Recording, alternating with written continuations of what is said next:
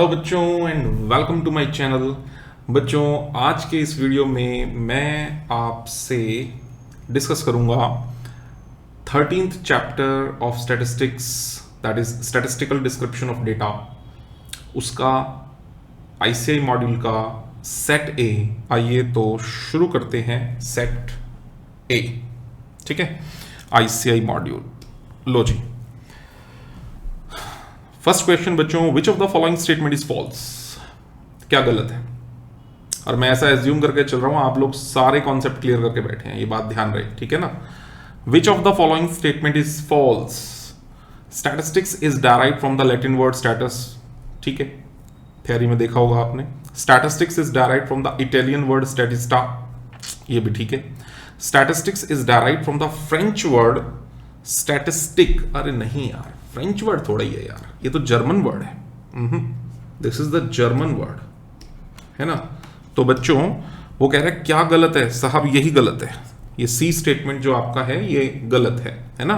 ये थर्ड वाली लाइन जो है वो German, statistic is the German word, not a French word. Question 2, statistics is defined in the terms of numerical data in the singular. Statistics deals in the plural facts, plural sense. Statistics is defined in the terms of numerical data in the singular sense, to in the plural sense, either A or B, both. नहीं sir, ये जो plural sense वाली बात है ये आपकी बिल्कुल सही है। तो plural sense में statistics में डील किया जाता है। Third, statistics is applied in economics। हाँ ठीक है, बिल्कुल सही, थियरी में आप पढ़ सकते हैं, स्पेशल टॉपिक बना हुआ है। बिजनेस मैनेजमेंट, ये भी ठीक है। कॉमर्स एंड इंडस्ट्री, ये भी बिल्कुल सही है। तो सभी में स्टैटिस्टिक्स का योगदान है सर। स्टैटिस्टिक्स इन तीनों सब्जेक्ट में यूज होती है, all of the above, perfect. Fourth, statistics is concern with qualitative, quantitative, A या बी, ए या बी, और फिर वो बोलता है बोथ ए एंड बी। तो बेटा ऐसा है, थ्योरी में आपने पढ़ा है स्टैटिस्टिक्स क्वालिटेटिव टर्म्स में भी डील करती है, क्वांटिटेटिव में भी डील करती है, बिल्कुल सही है। बोथ ए एंड बी, दोनों चीजें बिल्कुल सही हैं, क्योंकि दोनों टर्म्स के अंदर स्टैटिस्टिक्स जो है वो डील करती है। आप थ्योरी में देखेंगे बोथ टर्म्स वहां पे हैं, ठीक है, दोनों टर्म्स के अंदर स्टैटिस्टिक्स डील करती है। जो सी ऑप्शन है ए और बी, यानी या तो ए में या बी में, ये बात बनेगी नहीं, है ना। दोनों टर्म्स में बेटा डील करते हैं, तो both A and B is correct. An attribute is, क्या है सर? एन एट्रीब्यूट क्या है? एट्रीब्यूट क्या होता है? गुण, है ना, किसी की क्वालिटी। क्वालिटेटिव कैरेक्टरिस्टिक्स, हाँ ठीक है।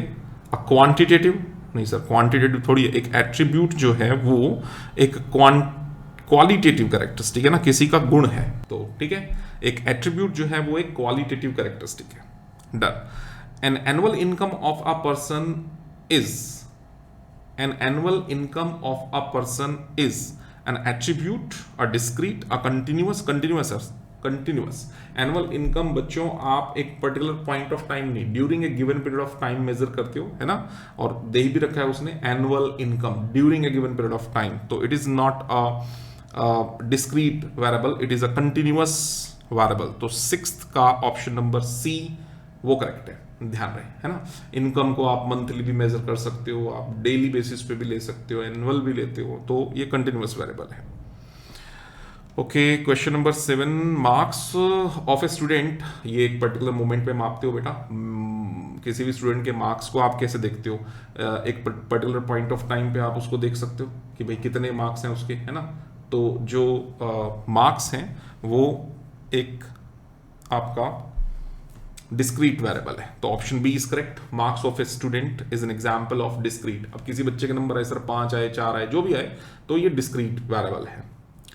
Right, question number 8, nationality of a student is, nationality, nationality उसका जो है एट्रीब्यूट है, गुण है ना, उसकी क्वालिटी है। तो क्वालिटी जो मेजर करते हो बच्चों, क्वालिटी जो मेजर करोगे वो किस में मेजर करोगे? क्वालिटी जो है वो इसका एट्रीब्यूट होता है, तो नेशनैलिटी इज अ क्वालिटी, तो it's an attribute. Drinking habits भी उसके भाई गुण है, एट्रीब्यूट है, तो ये भी एक एट्रीब्यूट है। Drinking habit of a person is attribute variable, variable थोड़ी ना सर, एट्रीब्यूट है ना, तो ये भी उसका एक क्वालिटेटिव कैरेक्टरिस्टिक है, so it's an attribute also. 9th का option number A is correct. Question number 10, age of a person. Sir age जो है वो लगातार बदल रही है ना, अभी हम बोलें किसी की एज एक पर्टिकुलर मोमेंट पे थोड़ी, सर हर मोमेंट में एज में बदलाव आ रहा है ना, हर एक सेकंड के साथ जो है मैं एक सेकंड मेरी उम्र बढ़ रही है ना, आपकी उम्र बढ़ रही है, तो एक दिन के बाद हमारी एक दिन उम्र और बढ़ रही है, ऐसे ही हर मोमेंट पर हमारी जो है गैप्स आ रहे हैं, तो हम क्या बोलेंगे बच्चों कि एज ऑफ ए पर्सन ये एक कंटिन्यूअस लगातार इसमें बदलाव आ रहा है, so it's a continuous verb.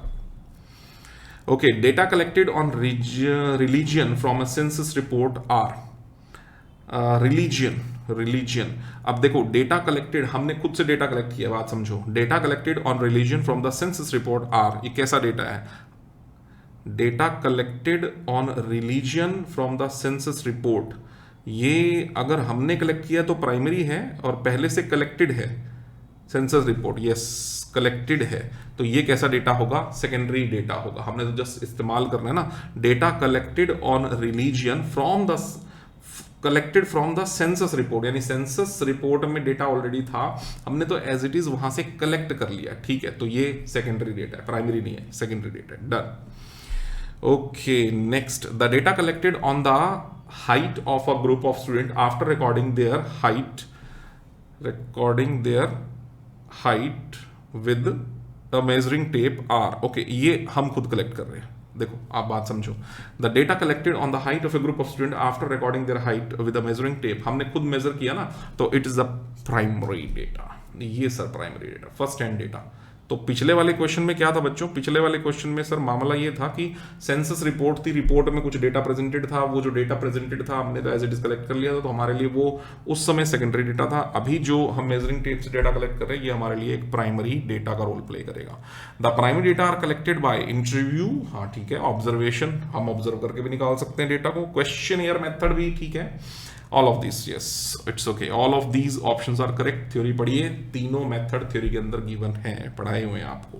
Question number 14, the quickest method to collect the primary data is, quickest method, देखो पर्सनल तो अगर आप किसी से इंटरेक्ट करोगे it will take some time, indirect interview जैसे कि रेल एक्सीडेंट वगैरह हमने पढ़ा था इसमें ना, वो भी टाइम लेता है sir. Telephonic interview first of observation में तो बहुत ही टाइम लगेगा, है ना, ऑब्जर्वेशन में तो बहुत ही टाइम लगने वाला है, तो क्विकेस्ट मेथड कौन सा है? Telephonic interview is the quickest method. The best method to collect data in case of natural calamity, natural calamity, तो नेचुरल कैलामिटी में indirect interview. Question number 15, natural calamity में नहीं, रेल एक्सीडेंट में आप indirect चलते हैं, नेचुरल कैलामिटी में direct personal interview.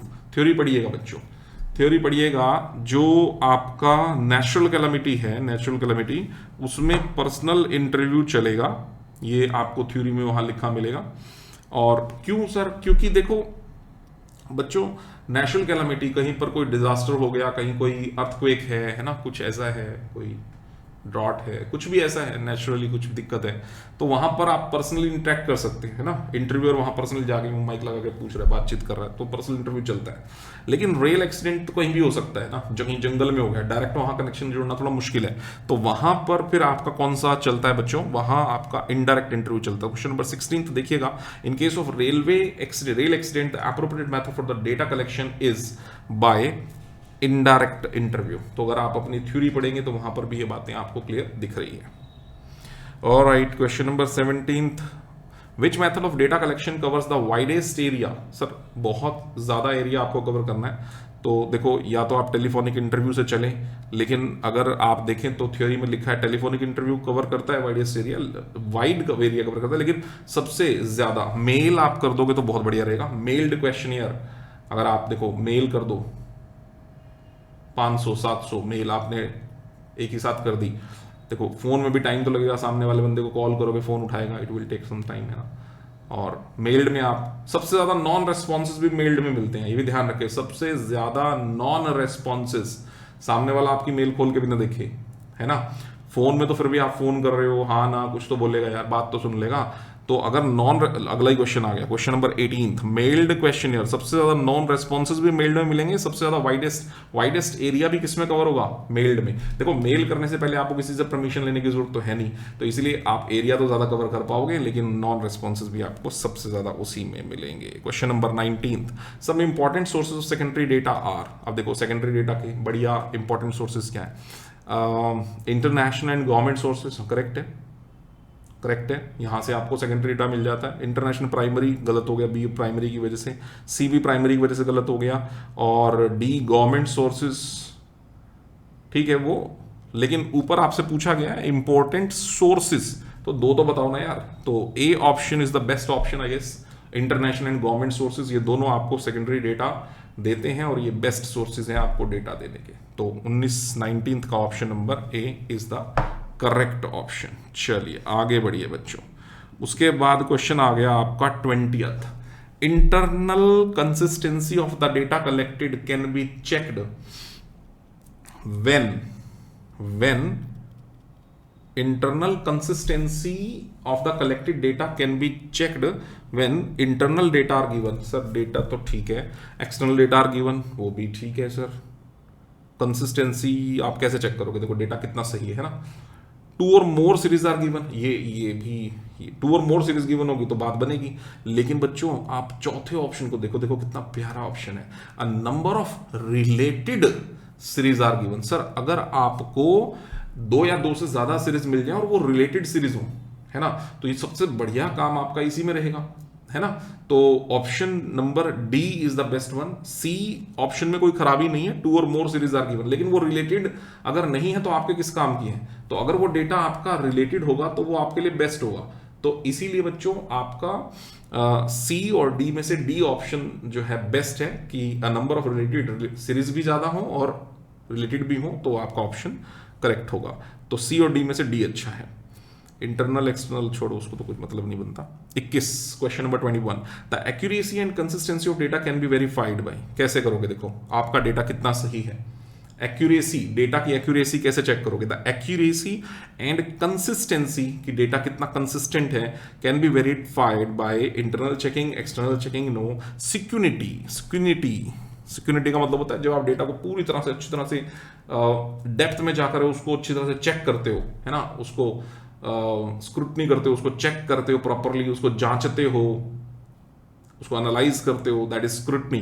तो ऐसा करके आप डेटा की कंसिस्टेंसी को चेक कर सकते हो कि डेटा जो आप ले रहे हो, जो चेक कर रहे हो, जो डेटा आपने यूज किया वो सही भी है या गलत तो नहीं है। तो स्क्रूटनी आपको डेटा की करनी पड़ेगी, छांटना पड़ेगा, जो मतलब क्या है वो लेना पड़ेगा, जो बेकार उसको छोड़ना पड़ेगा। तो स्क्रूटनी करके ही आप डेटा के बारे में बातचीत कर सकते हो।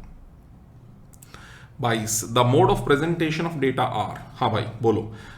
22nd क्वेश्चन कहता है कैसे आप डेटा को प्रेजेंट करते हो। देखो टेक्सचुअल, हाँ टेक्सचुअल पहला मेथड यही होता है सर, टेक्स्ट में लिख दो, टैब्यूलेशन, डिटेल्ड एनालिसिस टैब्यूलेशन होते हैं, डायग्रामेटिक, अट्रैक्टिव वे डायग्रामेटिक प्रेजेंटेशन का होता है। तो भाई तीनों के मैंने देखो आपको मोटे मोटे फीचर बता दिया। डिटेल्ड है, टेक्सचुअल थोड़ा सा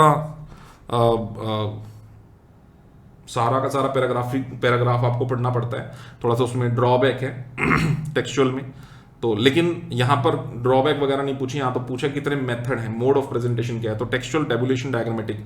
अगले में इंटरनल नहीं सर, अगले वाला भी नहीं सर, इंटरनल टैबुलर ना।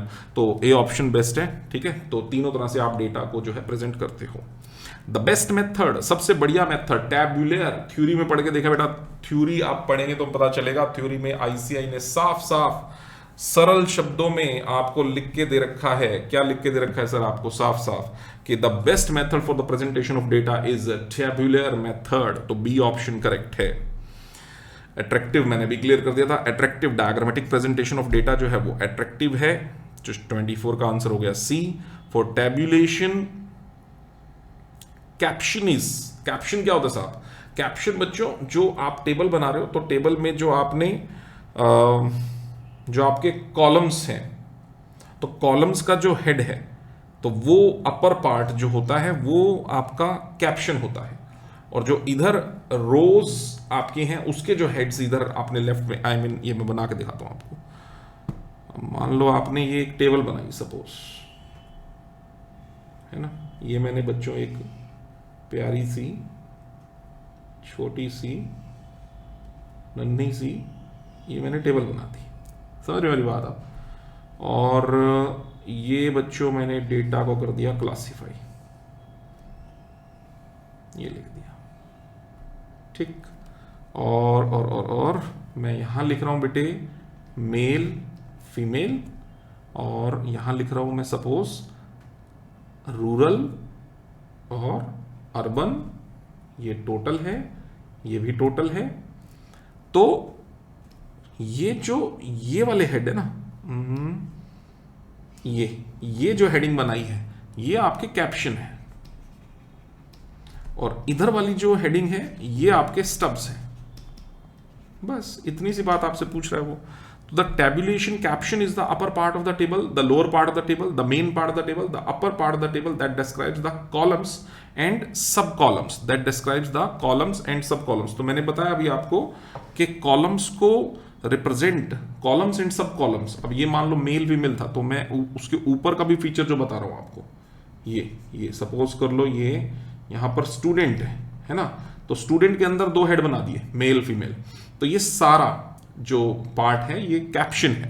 तो इसका मतलब the upper part of the table that describes the column and sub columns is the correct answer, that is called caption. और यही बात स्टब्स के साथ अगर मैं बोलूं तो ये रोज के ऊपर एप्लीकेबल होता है। तो क्वेश्चन नंबर 26 का आंसर ढूंढेंगे तो आपको ये रोज में दिखना चाहिए, left part of the table describing the rows. Yes, D option is correct. Stub of a table is the left part of the table describing the rows. Left, ये देखो, this was the left part of the table describing the rows is called stubs। 27 the entire upper part of the table is known as, देखो ये जो table के ऊपर का part है, ये टेबल है, ये टेबल के ऊपर का पार्ट, ये सर ये वाला, इसमें क्या लिखोगे, टेबल किस टॉपिक के बारे में है, टेबल में किस फॉर्मेट में आपने जो ये यहाँ पर कंटेंट दिखाया, किस यूनिट्स में दिखाया है, क्या इसमें आपने कोई 3 जीरो ओमिट कर रखी है ना, सारी डिस्क्रिप्शन जो आप टेबल की देते हो ये क्या है, ऐसा लिखा है ना, the entire upper part of the table. Box head बच्चों इसको बोलते हैं, ध्यान रखें, इसको बॉक्स हेड बोलते हैं। और मैं बता दूं टेबल के अंदर का जो मटेरियल है, ये ग्रीन से जिसको मैं दिखा रहा हूं, ये इसको बॉडी बोलते हैं, टेबल की बॉडी। अंदर के जो ये इंडिविजुअल ये जो कंटेंट है, इंडिविजुअल जो ये कंटेंट है, इसको सेल बोलते हैं, टेबल सेल है ना, ये सेल है, वो बॉडी है, वो ऊपर वाला पार्ट जो है वो आपका बॉक्स हेड है।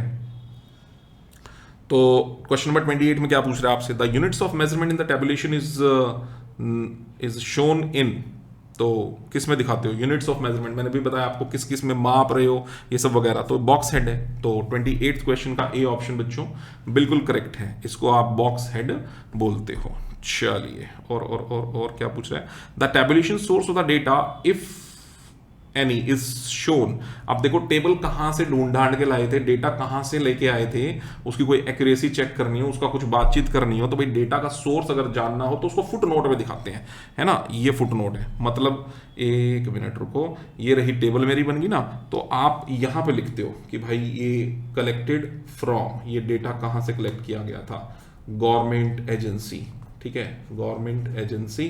तो भाई गवर्नमेंट एजेंसी का नाम भी बता दो यहां पर, तो आप ये सारा वो डिस्क्राइब कर दोगे, तो ये आपने फुट नोट के तौर पे आप दिखाते हो ये सभी सोर्स की, ये डेटा कहां से आपने कलेक्ट किया था। Okay, this is your question number 29A। 30 which of the following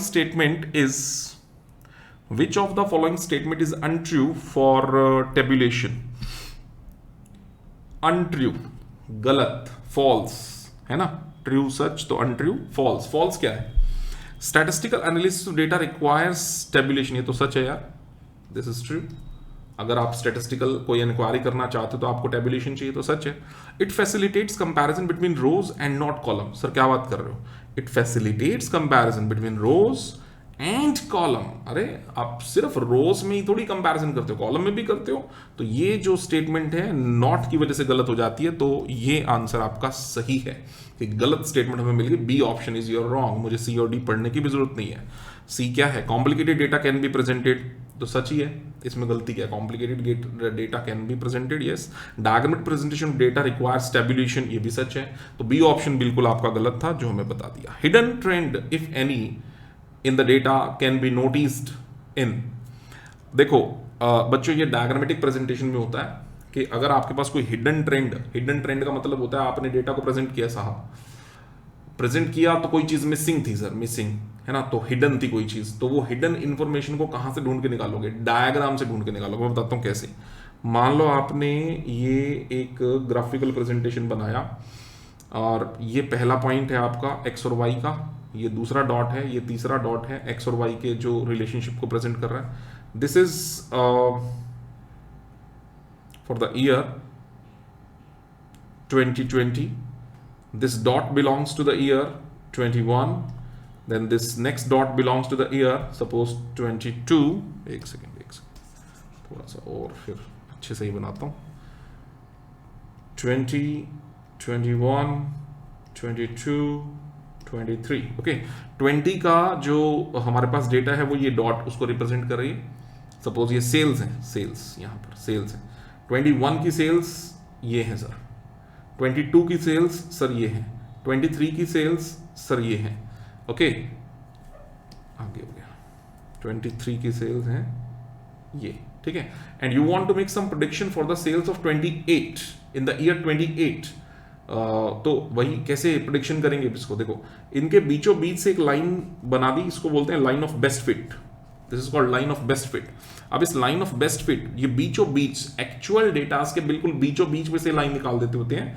तो लाइन ऑफ बेस्ट फिट को अब आप इसी डायरेक्शन में सीधा खींच दीजिए। तो ईयर 28 के सामने जो आपको सेल्स दिख रही है यहां पर, जो भी उसका अमाउंट है, ये आपने प्रिडिक्ट कर लिया कि 2028 में सेल्स उस कंपनी की क्या होने वाली है। एक अंदाजा बच्चों, एक्चुअलिटी नहीं होती है।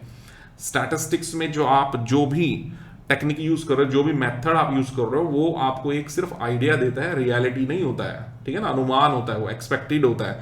तो डायग्रामेटिक मेथड आपको एक एक्सपेक्टेशन दे सकता है, प्रेजेंटेशन आपको दिखाता है कि आपका फ्यूचर उसमें क्या होने वाला है। तो हिडन ट्रेंड है ना। अच्छा एक चीज और, ये तो फ्यूचर प्रेडिक्शन हो गई। अब बीच में से मान लो कुछ मिसिंग होता, एक सेकेंड रुको, 2020, 2021, 22 की इंफॉर्मेशन नहीं होती सर आपके पास, ये डॉट नहीं थी मेरे पास, ये डॉट नहीं थी, ठीक है ना। तो सीधा उसके बाद 23 या 25 की इंफॉर्मेशन थी, तो फिर भी हमने क्या किया, तब भी हमने जो इंफॉर्मेशन थी उनके बेसिस पे ऐसे एक लाइन खींच दी। तो बीच में से जो भी डेटा मिसिंग था उसका एक आइडिया लग गया सर, इस साल का डेटा हमारे पास था तो नहीं, पर इसकी सेल लगभग इन डेटास के बेसिस पे ये रही होगी। तो इसका मतलब अगर बीच का कोई ईयर मिसिंग है तो भी उस लाइन ऑफ बेस्ट फिट के बीच में आपको कहीं ना कहीं प्रेडिक्शन दे देगा। और अगर फ्यूचर का कोई एनालिसिस करना है तो फ्यूचर के बारे में भी कोई ना कोई जानकारी आपको वो लाइन ऑफ बेस्ट फिट खींच दोगे जो ऊपर की तरफ, तो आपको वो प्रेडिक्शन दे देगी। तो दोनों चीजें आपको डायग्रामेटिक प्रेजेंटेशन से मिलती है। That is the question number 31। और hidden trend is presented by the diagrammatic presentation. 32, diagrammatic presentation of the data is done by, हाँ जी, डायग्राम किस पे बनाओगे sir? Diagrammatic presentation of the data diagram से बनाओगे, ठीक है। चार्ट्स को भी डायग्रामेटिक प्रेजेंटेशन बोलते हैं, ठीक है ये बात। पिक्चर्स को भी बच्चों, ये है ना थ्योरी के अंदर एक लाइन पढ़ना आपको दिखी है, वहां पे लिखी है बकायदा इंस्टीट्यूट ने कि डायग्रामेटिक प्रेजेंटेशन आपका diagram, chart, pictures, all of these तीनों से ही डायग्रामेटिक प्रेजेंटेशन को वो बोलता है कि तीनों ही डायग्रामेटिक प्रेजेंटेशन है। तो आप थ्योरी में पढ़िएगा, आपको ये लाइन दिखे मिलेगी। The most accurate mode of the data presentation is, accurate, सबसे ज्यादा एक्यूरेट क्या है? टेबुलेशन, क्योंकि टेबल में आपके पास एक्चुअल नंबर होता है, एक्चुअल नंबर को आप उसके टेबल के अंदर फिट करते हैं, तो इसके ज्यादा एक्चुअलिटी बच्चों और क्या हो सकती है ना, समझो आप, इससे ज्यादा एक्चुअलिटी आपके पास और क्या हो सकती है? आप एक्चुअल नंबर्स को वहां पर प्लॉट करके और फिर आप कुछ ना कुछ उसको जो है डेटा को वहां शो कर रहे हैं, सबसे ज्यादा एक्यूरेट यही है। तो most accurate data for the presentation is tabulation method.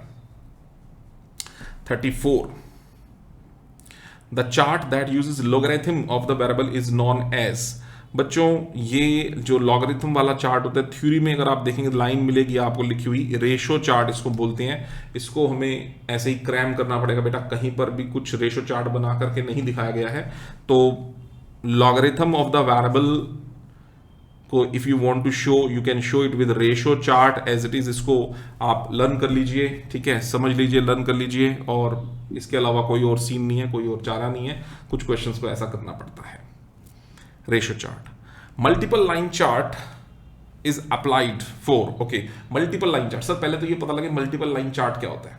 बेटा सुनो, ये देखो मेरी बात सुनो, ये मैंने ये एक्सिस बनाया, और मल्टीपल लाइन चार्ट का मतलब होता है जैसे मान लो मैंने एक लाइन, ये मेरी ईयरली यानी टाइम के बेसिस पे ये मेरी सेल्स की लाइन है, सपोज ये मेरी सेल्स की लाइन है, और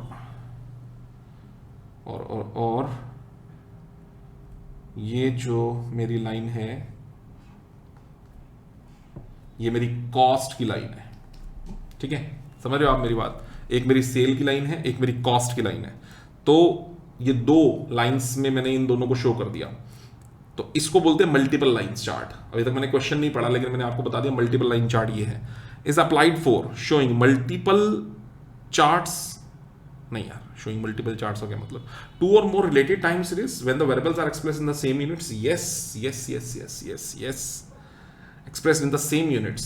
अब ये सेल्स आपकी किस में है, सेल्स आपकी सपोज कर लो ये रुपीस में है, और कॉस्ट आपकी रुपीस में है, या सेल्स आपकी जो है डॉलर में है, तो कॉस्ट भी आपकी इसमें है, सर वो भी डॉलर में है। तो अगर सेम यूनिट्स की दो सीरीज को रिप्रेजेंट करने के लिए जो आप बनाते हो ना बच्चों, जो भी आप बनाते हो वो आपका मल्टीपल जो है लाइन चार्ट्स होते हैं। तो इसमें आपके पास ऑप्शन रहेगा 35th का ऑप्शन रहेगा बच्चों बी। तो two or more related time series when the variables are expressed in the same units, okay.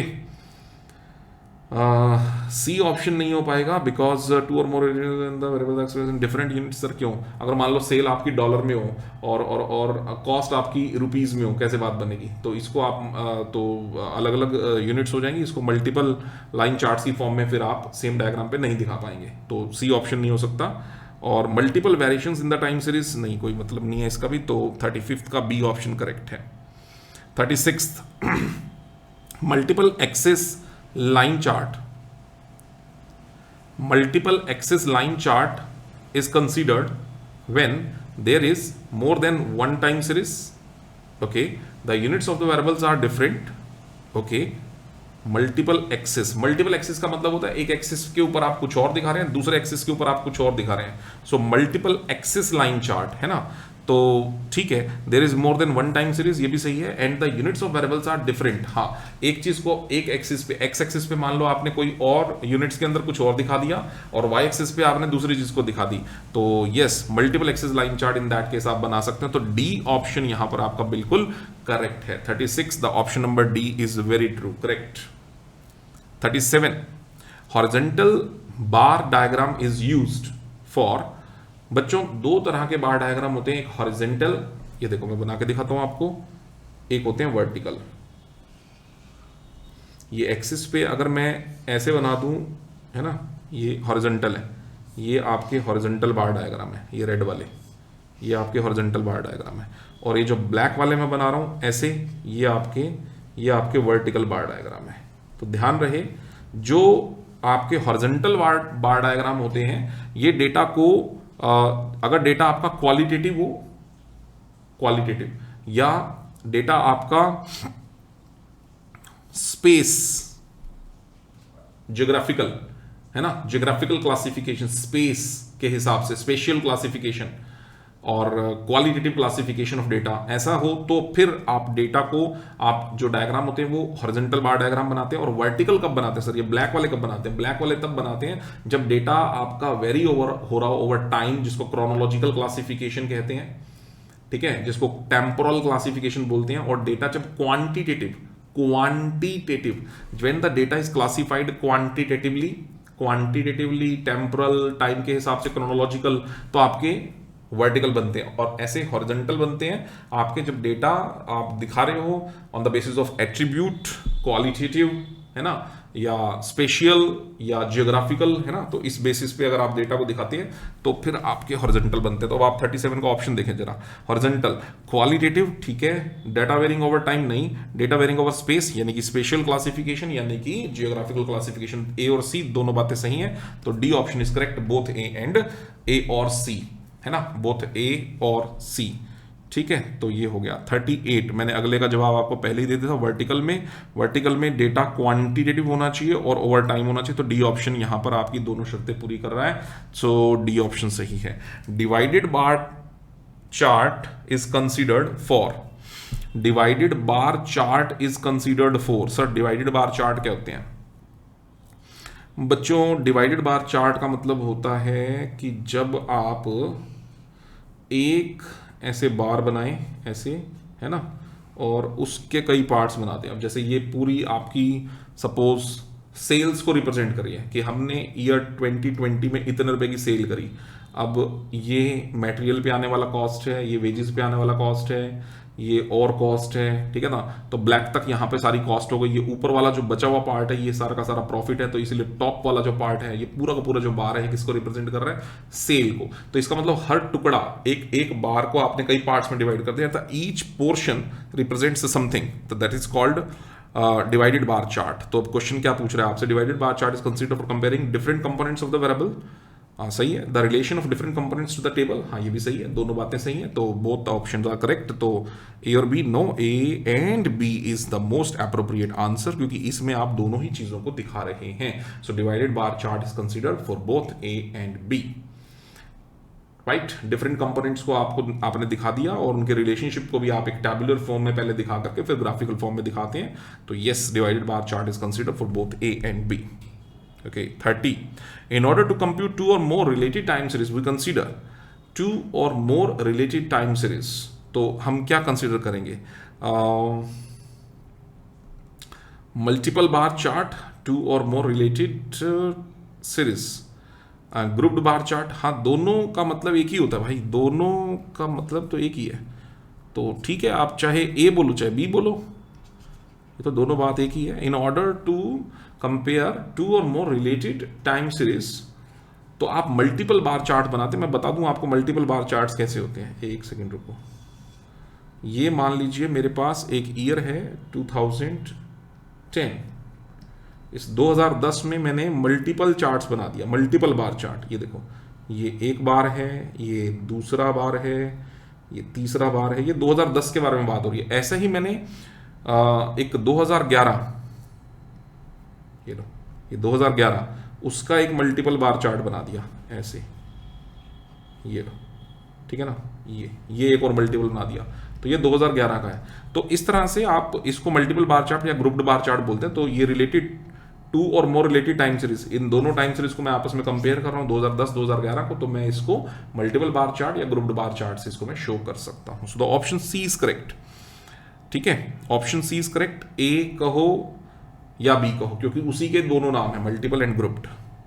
Okay, 41, pi diagram is used for, pi diagram को यूज किया जाता है बच्चों। पाई डायग्राम क्या होता है? जिसमें हम गोला सा बना देते हैं, है ना, ये ऐसे गोला सा बना देते हैं, इसको बनाते हैं ऐसे, डिफरेंट को एंगल्स दे देते हैं, ये एंगल्स दे देते हैं, ये पाई चार्ट होता है। तो pie chart is used for comparing different components in relation to the total, बिल्कुल सही है, बिल्कुल सही है। Representing qualitative data in a circle, quality थोड़ा ना सर, क्वांटिटेटिव होता है इसमें, क्वालिटेटिव का क्या मतलब? Representing quantitative data in a circle, representing quantitative data in a circle, B और सी, ये तो गलती है।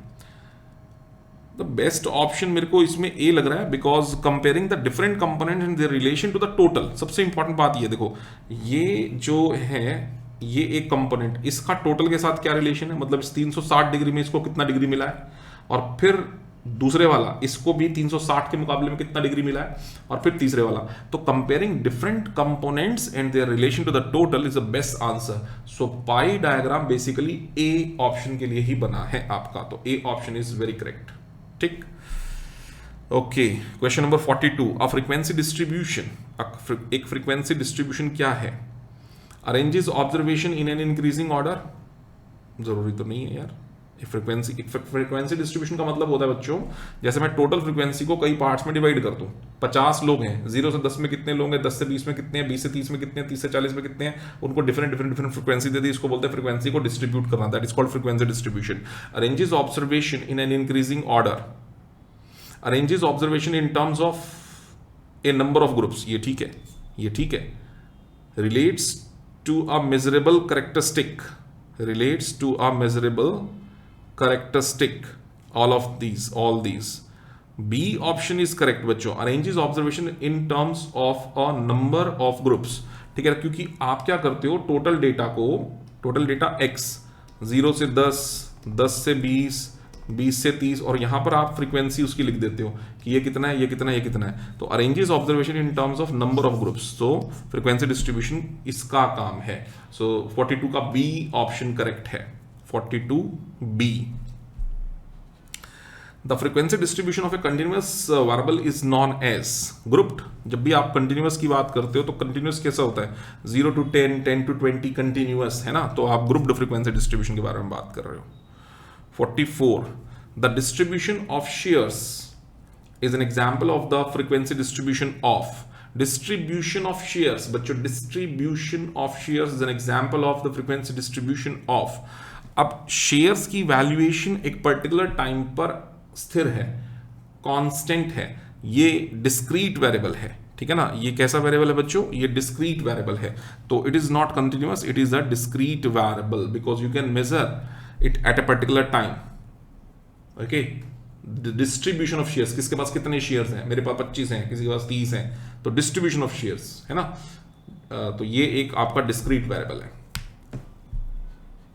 The distribution of profit of a blue chip company, sir ये ब्लू चिप कंपनी मतलब बच्चों, ब्लू चिप कंपनी का मतलब आप समझो एक ऐसी कंपनी जो बहुत बढ़िया कंपनी है, बढ़िया प्रॉफिट कमा रही है, एक्सीलेंट कंपनी जिसका पोर्टफोलियो जो है वो बहुत अच्छे से डाइवर्सिफाई हो रखा है, इसको ब्लू चिप, जैसे ब्लू चिप म्यूचुअल फंड होते हैं, ऐसी ब्लू चिप कंपनी। सो एक अच्छी बढ़िया वाली कंपनी, उसको ब्लू चिप कंपनी बोलते हैं। The distribution of profits of a blue chip company relates to, तो अब कैसा है भाई, प्रॉफिट्स जो होते हैं वो चाहे ब्लू चिप कंपनी हो या ब्लू चिप कंपनी ना हो, भाई हर एक कंपनी का जो प्रॉफिट है वो कंटिन्यूअस वेरिएबल है, बिकॉज प्रॉफिट्स जो होते हैं वो कंटिन्यूअस वेरिएबल होता है, समझ रहे बच्चों। प्रॉफिट्स जो है वो कंटिन्यूअस वेरिएबल है, प्रॉफिट्स को आप time interval during a given period of time आप उसको मेजर करते हो, 1 डे का प्रॉफिट, ठीक है। हाँ एक बात पक्की है यार, प्रॉफिट की जब डेफिनेशन अकाउंटिंग के बारे में बात करूं तो प्रॉफिट को अगर मैं कनेक्ट करूं तो profit always belongs to 1 year, ठीक है ना। तो लेकिन अगर आप एक ट्रांजैक्शन, एक दिन, एक महीना ऐसा कुछ बताते हैं तो yes, during a given period of time you can measure it, तो ये कंटिन्यूअस वेरिएबल है। Mutually exclusive classification, mutually exclusive classification excludes both the class limits, exclude the upper class limit but includes the lower class limit.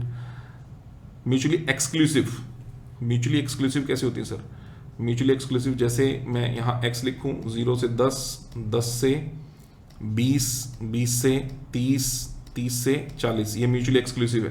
तो इस class में क्या होगा, exclude both the class limit नहीं, exclude the upper class limit, yes। 0 से 10 में मान लो मैं बोलता हूं कि 5 स्टूडेंट है, ठीक है, ये फ्रीक्वेंसी है, तो ये जो 10 है, 10 अगर किसी बच्चे के एग्जैक्ट 10 नंबर हैं तो वो 0 से 10 वाली फ्रीक्वेंसी में नहीं आएगा, क्लास में नहीं आएगा, वो किस में आएगा, वो 10 से 20 वाली क्लास में आएगा। तो अपर लिमिट एक्सक्लूड हो रही है, अपर लिमिट एक्सक्लूड हो रही है बच्चों। अगर किसी के 30 नंबर हैं तो 20 से 30 वाली इसमें नहीं आएगा, वो कौन से वाली कैटेगरी में शामिल होगा, 30 से 40 वाली में शामिल होगा।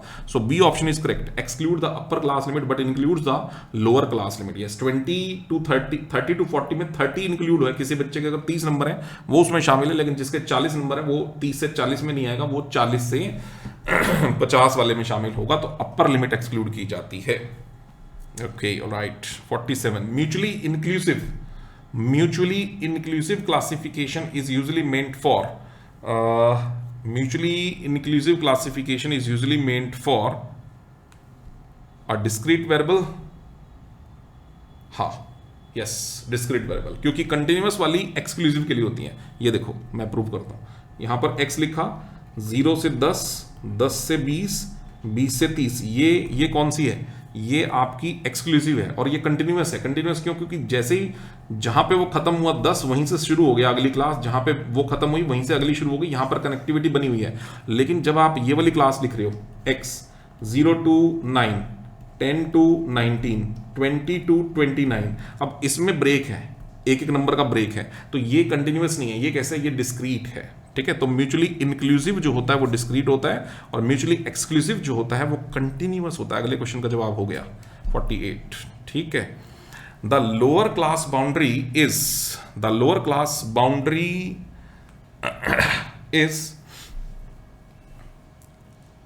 N upper limit to lower class limit. हो ही नहीं सकता, a lower limit to lower class limit. हाँ ये ठीक है, तो अपर को अपर और लोअर को लोअर बिलोंग करेगा। मैं एक छोटी सी बात तुम्हें पहले समझा दूं यहां पर कि एक मैं डेटा ले रहा हूं बच्चों, यहां पे x 0 to 10 टू लेता हूं, 10 to 19, 20 to 29, 30 to 39, 40 to 49, ये मैंने डेटा लिया। और मैंने एक डेटा लिया 10 to 20, मतलब सीरीज ली। पहली वाली सीरीज कौन सी है? इंक्लूसिव। दूसरी ले रहा हूं एक्सक्लूसिव, 10 to 20, 20 to 30, 30 40, 40 50। अब इसमें करेक्शन फैक्टर अप्लाई करके मुझे इसको लेना पड़ेगा 9.5 to 19.5, 19.5 to 29.5, 29.5 to 39.5, 39.5 to 49.5। तो यहां पर जो रेड वाले हैं ना बच्चों, ये रेड वाले हैं, इनको बोलते हैं क्लास लिमिट्स, पढ़ा होगा आपने थ्योरी में, और इसको बोलते हैं क्लास बाउंड्रीज। तो जो आपकी इंक्लूसिव सीरीज है उसमें क्लास लिमिट्स अलग हैं, क्लास बाउंड्रीज अलग है। लेकिन जो आपकी एक्सक्लूसिव सीरीज है उसमें सर, ये एक्सक्लूसिव सीरीज है, उसमें सर क्लास लिमिट्स भी वही हैं और क्लास बाउंड्रीज भी वही हैं। ये ध्यान रहे, इसमें क्लास लिमिट्स और क्लास बाउंड्रीज दोनों सेम है, दोनों सिमिलर है। तो अब वो बोलता है कि लोअर क्लास बाउंड्री वो क्या है sir? A lower limit to the lower class limit. यही ठीक है, क्योंकि लोअर क्लास लिमिट से ही क्या बनी है? लोअर क्लास बाउंड्री बनी है। सो बी ऑप्शन 49 का बी ऑप्शन जो है वो करेक्ट ऑप्शन है। The upper class boundary is upper class limit to the upper class limit, है ना? Upper limit to the upper class limit, upper को अपर, लोअर को लोअर बिलोंग करेगा सर, बिल्कुल सिंपल है। Length of a class is, अब देखो length जो है कहां से मेजर होगी बच्चों? आप जो लिमिट्स को बाउंड्रीज में कन्वर्ट करके जो बाउंड्रीज का डिफरेंस लेते हैं ना बच्चों, जो बाउंड्रीज का डिफरेंस लेते हैं वो होती है आपकी length of the class. So the difference between the upper class boundary and the lower class boundary of that class. Yes, इसको ही आप क्लास का मैग्नीट्यूड, क्लास की लेंथ, क्लास का मैग्नीट्यूड भी बोल सकते हो, क्लास की लेंथ भी बोल सकते हो, ये बोलते हैं। इसको अगर मैं लिमिट टू लिमिट देखूं तो इसको क्लास का इंटरवल बोलते हैं। ये नोट कर लेना बेटा, इसको क्लास का इंटरवल बोलते हैं। दिस इज क्लास इंटरवल, ठीक है ना? इसको क्लास मैग्नीट्यूड या क्लास लेंथ बोलते हैं। तो इस हिसाब से आपका ए ऑप्शन 51 का ए ऑप्शन करेक्ट है। For a particular class boundary the less than cumulative frequency and more than cumulative frequency added up to, अगर आप लेस देन वाली सारी ऐड कर लोगे या मोर देन वाली सारी ऐड करोगे तो बेटा लेस देन और मोर देन आपको देगा क्या? टोटल फ्रीक्वेंसी दे देगा, क्योंकि जब आप एड अप करोगे तो टोटल फ्रीक्वेंसी की तरफ मूव ऑन कर जाओगे। तो yes, this will give you the total frequency. 53 frequency density corresponding to a class interval is the ratio. Density क्या होता है बच्चों? डेंसिटी क्या होता है साहब? Frequency upon the class length, ठीक है ना? Frequency upon the class width कह सकते हो, क्लास विड्थ, ठीक। तो देखो class frequency to total frequency, नहीं भाई, class frequency to total frequency अगर देखेंगे तो वो आपको डेंसिटी नहीं देगा, वो आपको रिलेटिव फ्रीक्वेंसी देगा। Class frequency to the class length, हाँ सर, ये बी ऑप्शन करेक्ट है, ठीक है, बी ऑप्शन करेक्ट है। उसके बाद अगली बात पढ़ो, question number 54, relative frequency for a particular class. Relative frequency हो गया, वो मैंने भी बताया था आपको। रिलेटिव फ्रीक्वेंसी क्या होता है? Frequency upon total frequency. तो ये इसकी वैल्यूएशन कहां से कहां तक मिलेगी सर? 0 से 1 के बीच में। अब आप कोई सी भी मान लो 3-4 क्लासेस है, सपोज 3-4 क्लासेस है, एक सेकेंड, यहां बताता हूं आपको, ये मैंने x लिखा, ये मैंने f लिखा, एक सेकेंड, ये मैंने x लिखा, यहां मैंने f लिखा, ठीक है। और 0 से 10, 10 से 20, 20 से 30, 30 से 40, 40 से 50, ठीक है। यहां मैंने लिखी फ्रीक्वेंसी 5, 7, 9, 2, 1। अब मैं आपको बोलूं भाई एक बार एक काम करो, रिलेटिव फ्रीक्वेंसी निकालो, रिलेटिव फ्रीक्वेंसी निकालो किसकी, वो भी इसकी रिलेटिव फ्रीक्वेंसी निकालो। तो इसकी रिलेटिव फ्रीक्वेंसी क्या निकालोगे आप, 9 अपॉन, यानी इस ग्रुप की फ्रीक्वेंसी लोगे 9 अपॉन टोटल फ्रीक्वेंसी 7, 5, 12, 12 और 9 21 और 2 23 और 1 24। तो इसकी वैल्यू कितनी आएगी, इसकी वैल्यू सर 1 से छोटी आएगी। बच्चों न्यूमरेटर हमेशा छोटा ही होगा इसमें डिनोमिनेटर से, नीचे तो आपने टोटल फ्रीक्वेंसी रखी है ना, और ऊपर जिस भी क्लास की फ्रीक्वेंसी रखी है तो वैल्यू हमेशा 1 से छोटी आएगी और 0 से बड़ी आएगी, क्योंकि फ्रीक्वेंसी कभी भी 0 तो होगी ही नहीं। क्योंकि अगर आपने 0 किसी की फ्रीक्वेंसी ले ली, मान लो 50 to 60 में 0 मेंबर है, तो आप उस क्लास को ही नहीं लोगे, तो ऑब्वियसली बात है बच्चों आंसर क्या होगा 0 to 1, ठीक है। तो 54th का option number A is correct. Relative frequency हमेशा 0 और 1 के बीच में लाई करती है। Okay, mode of A distribution can be obtained from, histogram से बच्चों, हिस्टोग्राम से।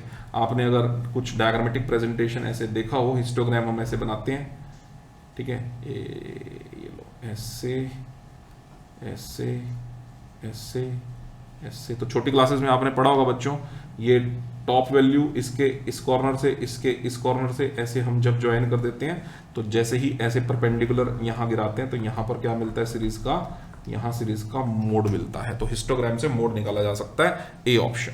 Median of A distribution can be obtained from ogive less than type ogive, ठीक है, ऑगिव कह लो, ऑजाइव कह लो। तो मीडियन जो है वो ऑजाइव से मिलता है, ठीक, less than type ogive. A comparison among us the total frequency is possible only in the total frequency, a comparison among the total frequencies is possible only the histogram।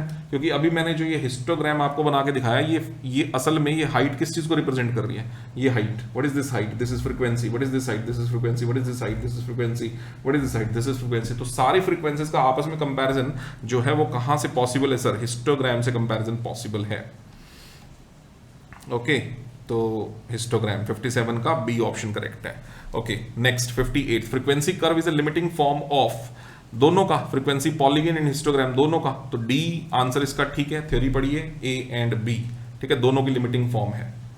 59, most of the commonly used frequency curve are, most of the commonly used frequency curves are, सबसे ज्यादा use कौन सा होता है sir, सबसे ज्यादा bell shaped curve use होते हैं यार।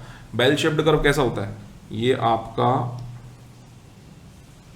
ये बेल शेप्ड कर्व है, ठीक है, ये आपका बेल शेप्ड कर्व है। सबसे ज्यादा normal distributed curve that is bell shaped curve सबसे ज्यादा यूज होता है। The distribution of profits of a company, the distribution of profit of a company कैसी, बेल शेप्ड कंपनी है। बेल शेप्ड का मतलब बच्चों ये होता है, देखो कि सबसे कम प्रॉफिट कमाने वाली कंपनियां वो भी कम होती हैं, जैसे से प्रॉफिट्स का लेवल बढ़ेगा, ठीक है ना, अलोंग द एक्स एक्सिस, तो वैसे वैसे फ्रीक्वेंसी बढ़ती चली जाएगी और एवरेज प्रॉफिट कमाने वाली कंपनी सबसे ज्यादा होगी, फिर टॉप प्रॉफिट कमाने वाली कंपनियां वो भी कम होंगी। तो एक नॉर्मल डिस्ट्रीब्यूटेड डायग्राम जो है वहां पे देखने को मिलता है, तो बेल शेप्ड कर्व वहां पर मिलेगा। तो 60 का ऑप्शन नंबर है सी।